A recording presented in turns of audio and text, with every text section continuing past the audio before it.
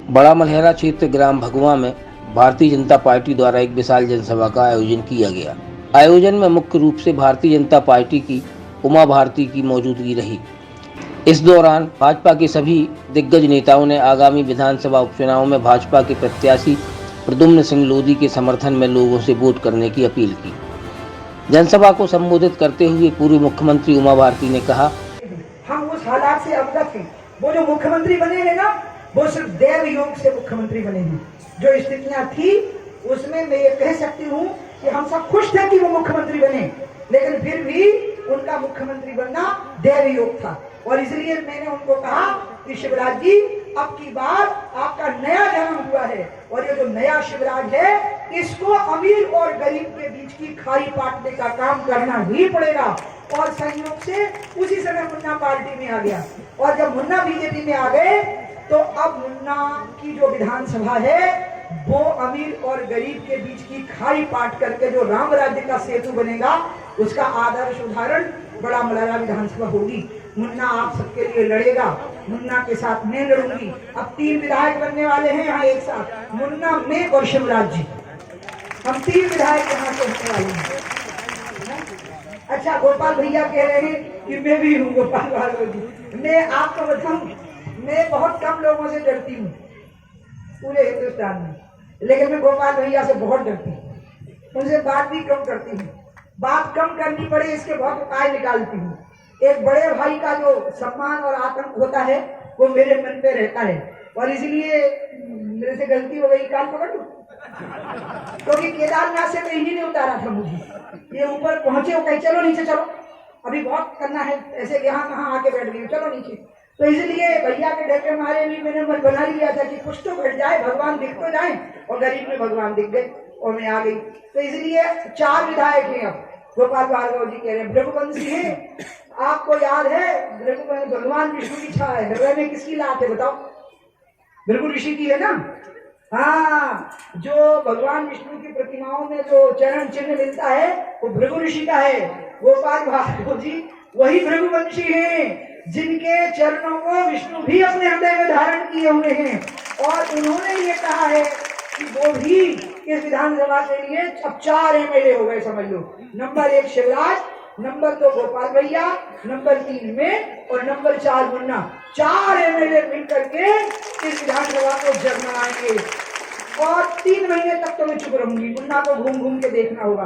3 महीने के बाद मैं राउंड मारूंगी और रघुकुल रीत सदा चले आई और प्राण जाए पर वचन न जाई, ये ध्यान रखिएगा।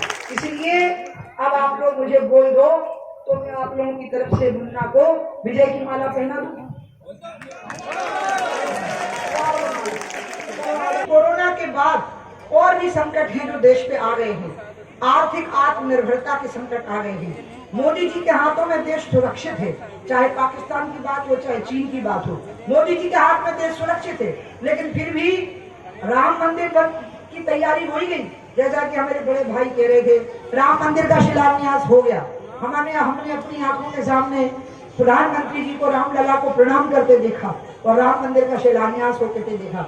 एक ऐसा प्रधानमंत्री भी इस देश में था, मनमोहन सिंह, जिनने सुप्रीम कोर्ट में एफिडेविट दिया था कि राम पैदा ही नहीं हुए, राम नाम का कोई अस्तित्व ही नहीं है। ऐसा भी एक एफिडेविट कांग्रेस ने दिया था।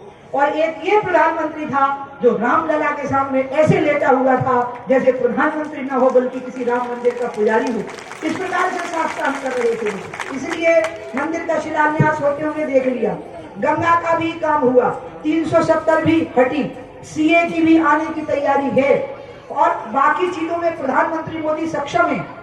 लेकिन एक अमीर और गरीब के बीच में जो खाई है बहुत बड़ी, अब जब आत्मनिर्भर भारत की बात आएगी तो अमीर और गरीब के बीच की जो खाई है, इस खाई को पाटने की बात आएगी। इसलिए राम मंदिर का काम पूरा हो गया, अब राम राज्य के काम की बात होनी है। और जब राम राज्य के काम की बात होनी है तो प्रचंड राजनीति की बात करनी ही पड़ेगी। इसलिए मैं प्रचंड राजनीति की बात कर रही थी। कांग्रेस के ही विधायकों ने कांग्रेस की सरकार गिराई है, हमने नहीं गिराई है। और उसको तो गिरना ही था, क्योंकि कमलनाथ जी को 3 बातों का ध्यान रखना था। और वो नहीं रख सकते थे, उनकी सामर्थ्य नहीं थी। पहली थी ज्योतिरादित्य का बहुत सम्मान करना चाहिए था। तीसरा था गांव गांव में घूमना चाहिए था, भोपाल से बैठ करके रिमोट कंट्रोल से राजनीति नहीं चल सकती। और तीसरा था किसानों की कर्जा माफी और वायदे पूरे करने चाहिए थे। अब गलती उनकी थी, गलती की सजा उन्हें मिली। हम तो उन लोगों में से हैं कि जब हमें लगा तो शुरू में तो मैं भी मानती थी कि विधानसभा भंग होने दो, शिवराज जी के नेतृत्व में चुनाव होने दो, लेकिन बाद में मुझे ही शिवराज जी ने वो सब लोगों ने समझाया कि बहुत ज्यादा खर्चा होगा, इसीलिए ऐसी स्थितियां अपने आप बन गई कि शिवराज जी मुख्यमंत्री बन गए। और फिर बात आई मुन्ना की। मुन्ना की जब बात आई तो मुन्ना ने बस एक ही बात कही जो मुझे नहीं पता थी, मैं उस दिन नागपुर में थी, कि मैंने मत बना रखा है, मुझे आना है, क्योंकि बड़ा मलारा विधानसभा में काम नहीं हो पाया है और मैं बड़ा मलारा विधानसभा के लिए बहुत चिंतित हूँ, कोई भी काम नहीं हो पाया है। तो वहीं श्री भार्गव ने कांग्रेस प्रत्याशी रामसिंह भारती को आड़े हाथों लेते हुए कहा कि जिसे राजनीति का अनुभव ना हो और जो वल्लभ भवन की सीढ़ियां न चढ़ी हों, विधानसभा न गई हो, वह भला इस क्षेत्र का कैसे विकास करेगी।